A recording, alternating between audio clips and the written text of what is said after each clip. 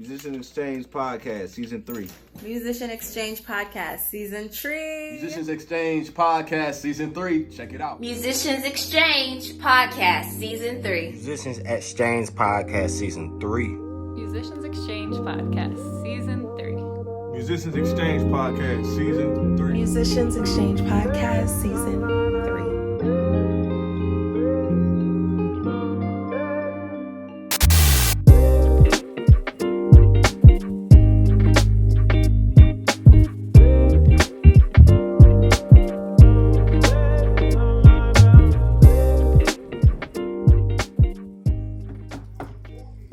Yo, who is it?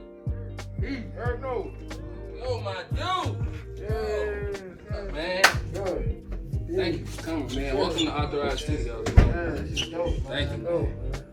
So we entering, man. You can get a small tour, bro. I'll start. I had you off the Quinton, some more people in Studio 8. But let's start here in Studio B. Come on in, man. This is a standalone project, man. We got a station here to work with. This is also the vocal booth. The room is completely insulated, so it's great for vocals, man. Great for anything that needs a lot of insulation to be recorded.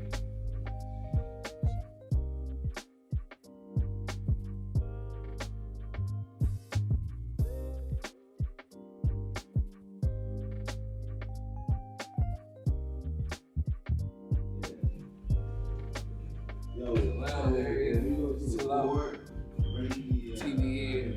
It's also when you sign. Everybody who come here, they sign the wall.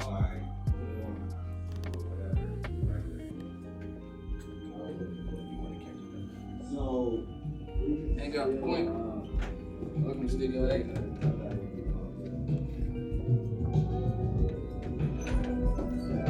Q. Yo. What up, man? What's up, boy? How you, bro? Everything good, man. Word up, man. It's good to see you, bro. Welcome to the studio, man. Hey, man, appreciate it. Word up. Appreciate it.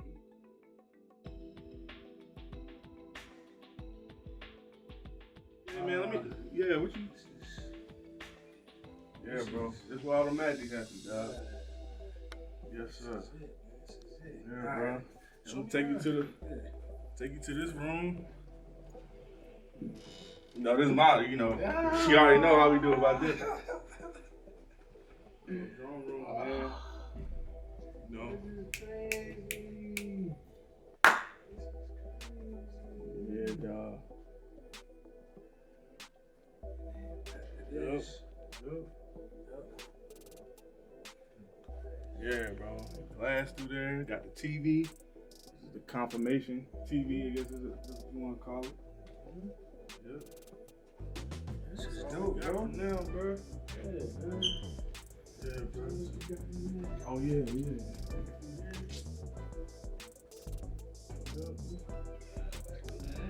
man. What's up, bro? You good, bro? What's up, man? What up? Check one. Hey, Marcus, what up, bro? 1, 2. What's good, man? Check What up, 1. man? 1, 2. Check, Mike. Check how it look on the feed, bro. You looking good? Okay, let me check this mic. 1, 2, 2. Check 1, 2. Mic check 1, 2. It's solid? Yeah. Bet. Check 1, 2, 2. How's this one looking?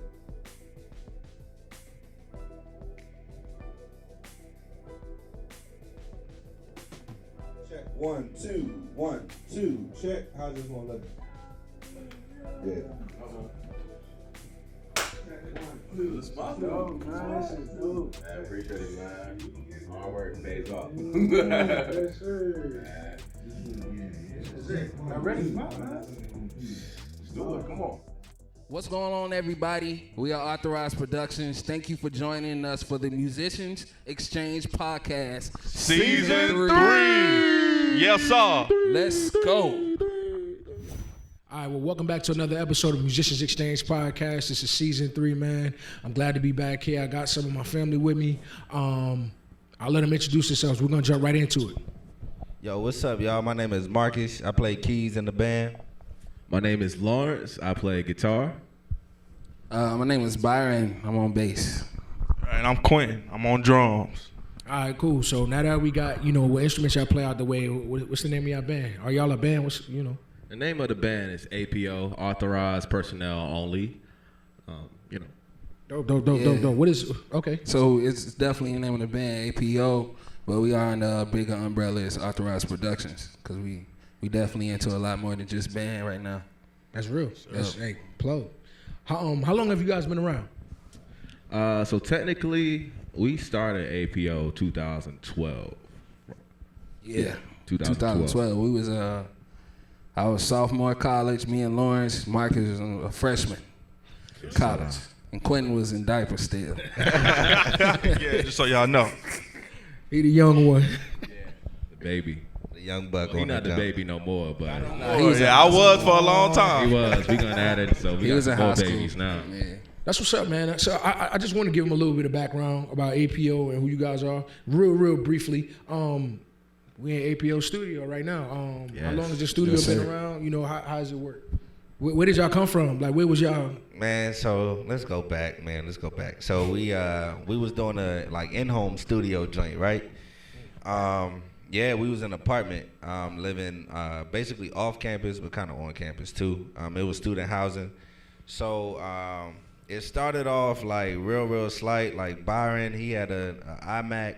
He came in, put it in his room. Everybody was crowding his room, man, just trying to make tracks and stuff, using his No keyboards sleep and for stuff. me. No sleep for Byron, bro. Byron couldn't do anything because everybody was in his room.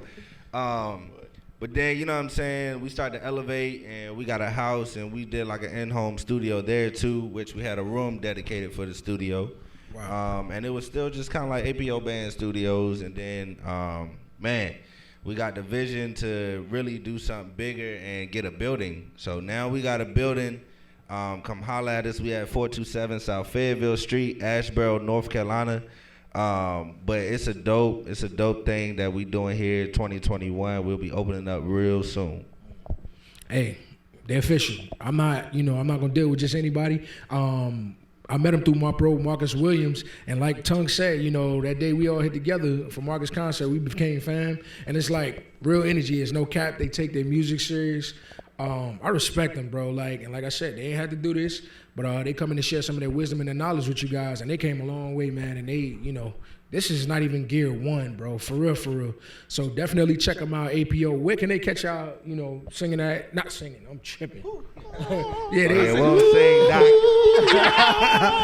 Well, where can they catch y'all playing that around town, man? Bro, you gonna catch us here. Okay. That's where you gonna catch us at Authorized Studios, bro. We definitely, individually do smaller gigs. You know what I'm saying? I, for one, toured for a long time. Laurence did. Marcus is doing his thing around here.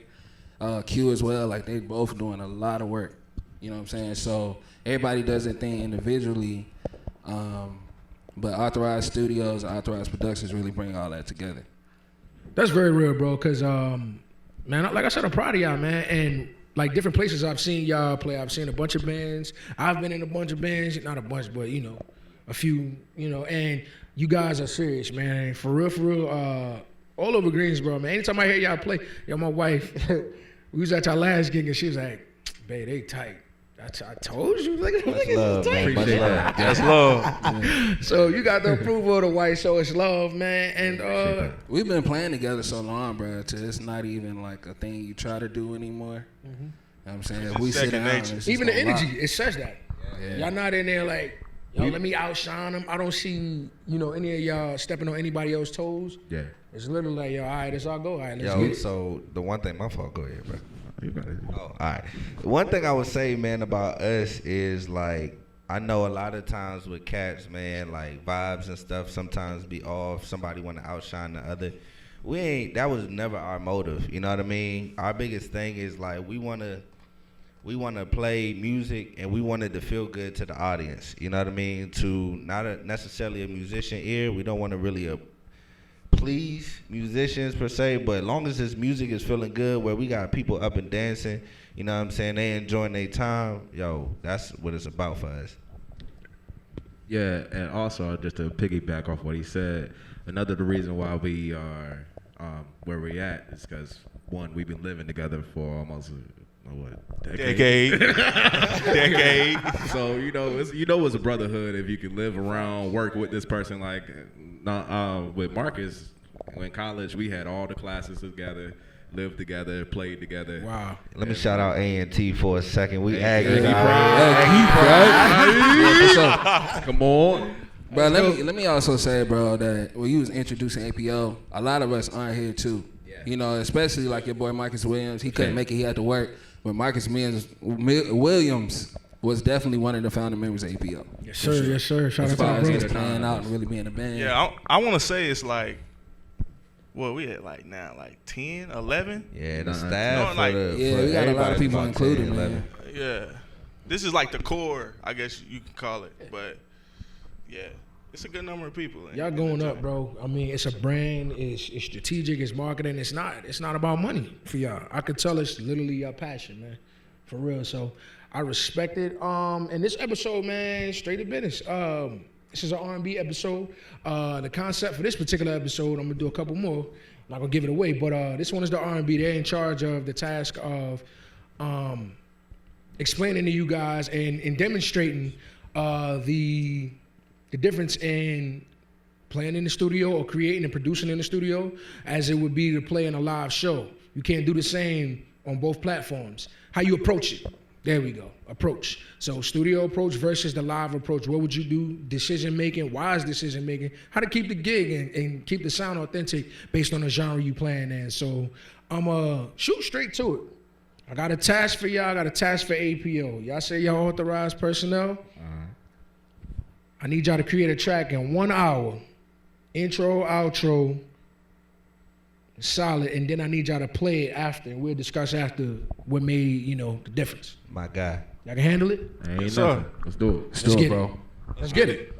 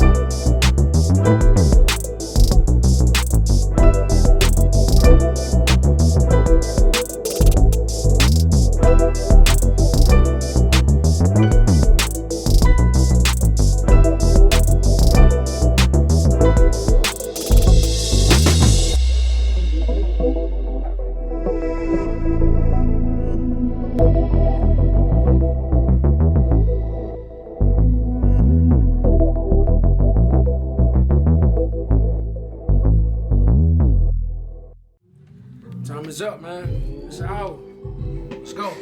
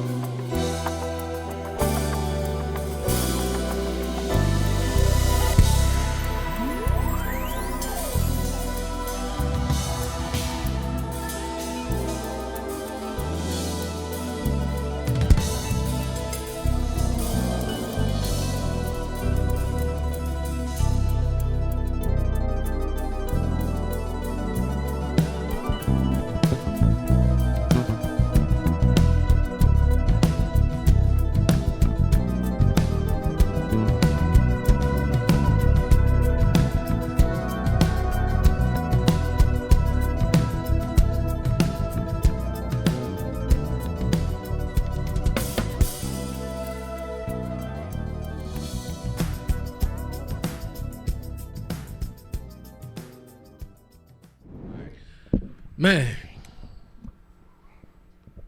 I told you they was official, bro. Like, they got their job done. It's a done deal.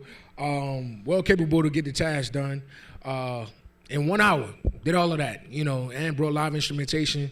As you just seen, they played it live and what they would do on a real show, energy, professionalism, everything. Just some real questions, man, real quick. What made that track R&B? You said what makes the track R&B? Yeah. What? I mean, I know you guys threw your APO spin on it, but what made it R&B to you? I'll say Lauren answered since you created the skeleton of the joint. Right. So to be honest, this is my personal opinion. The words will make it R&B. And when I was, trying to fiddle around, I had a little melody in my head with some words. I was like, this will be categorized as R&B. So really, it's how you approach it, your interpretation. Yeah, R&B is much like gospel in a way that it's a collective of a lot of different genres. You know what I mean? I agree. I think definitely the feel of the song overall had an R&B feel, and of course when Laurence was saying, once you put the right vocalist with it, the right words, it's definitely gonna change it all the way around. I don't feel like it has a gospel feel at all, really. No. That song. No. So that sets it apart in itself, and then the electronics mixed with the live instrumentation, that type thing, definitely helps with the vibe of it being R&B. Okay. Also, one thing that helps is, it's nothing new under the sun. So the progressions, like a lot of the 4/3, okay, and that's what I'm. A lot simpler stuff. Yeah, because it's a sound, it's a feel, it's a vibe. It's not hip hop where you jumping in the air, but it's like it's grown folk.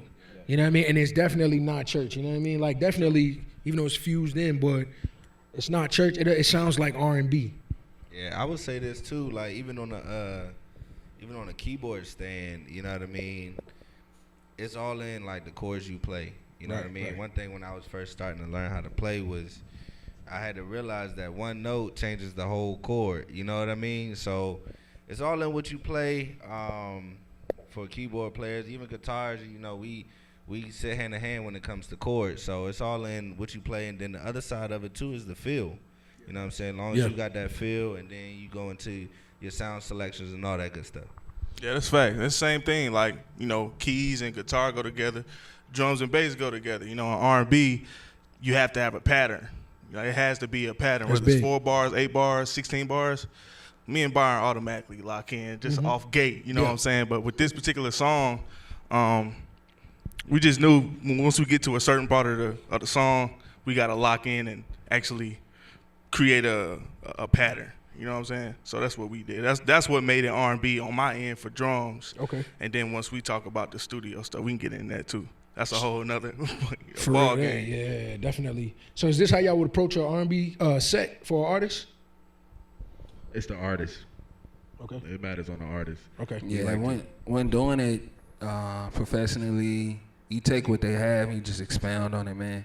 That's good. Not too much taken away from. So like what we did studio to live, it's a pretty big difference. Right. We wanted to make a drastic difference in the studio versus the live. But when you're playing for an artist, for sure, it's more of expanding on what they already got, and then creating some things that maybe could better the music or change it in a way that makes it better for the listener, the live audience. I know for me personally, I've heard some stuff on CD that I didn't love, and then went to a concert. It was crazy, and it was like, dude, can I hear this? Just only the live version and not the, you know what I'm saying? So yeah. Way to get the job done. That's even being musicians, bro, like it's very real.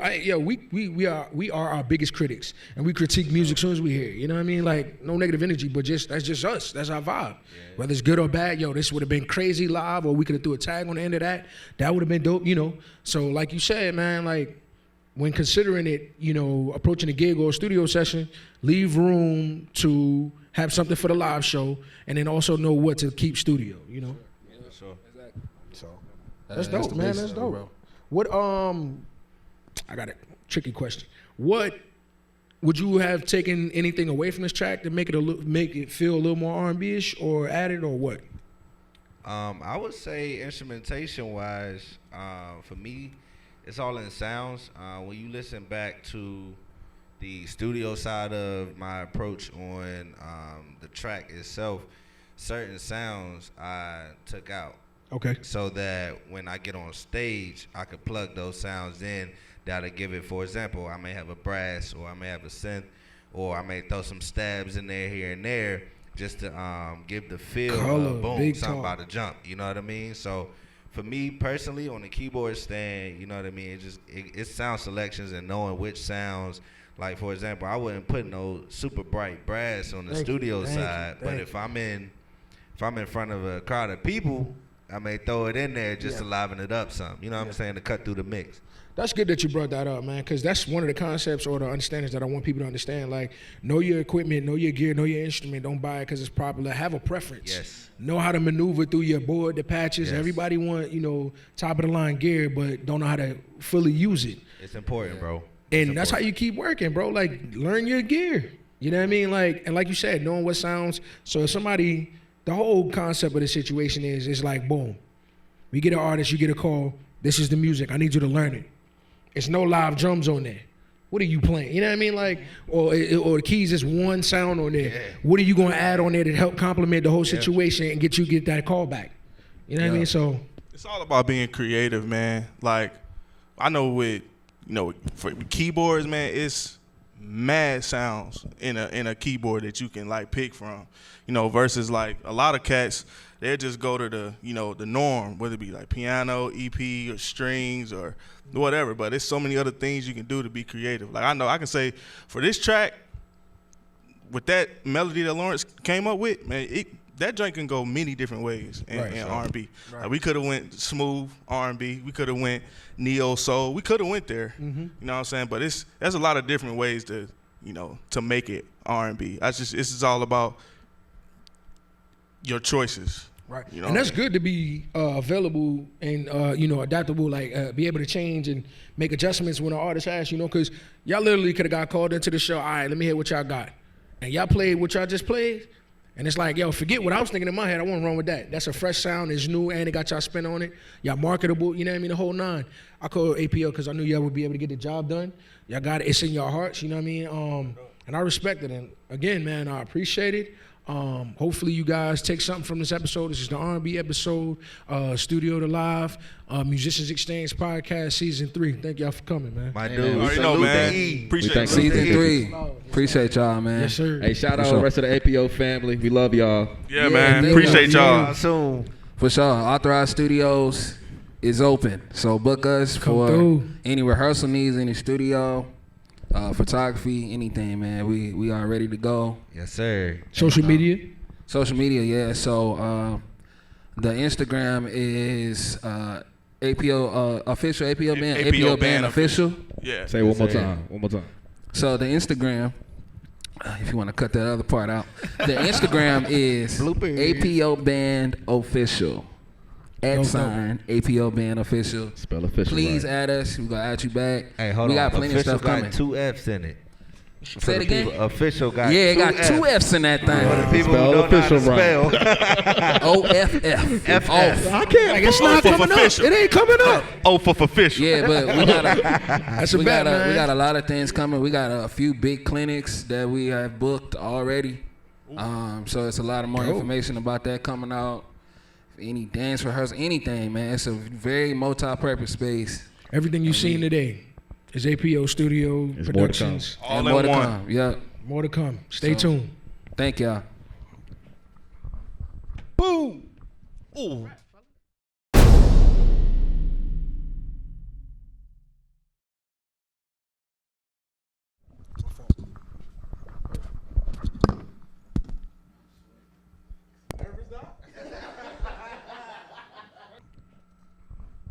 Boom. Ooh.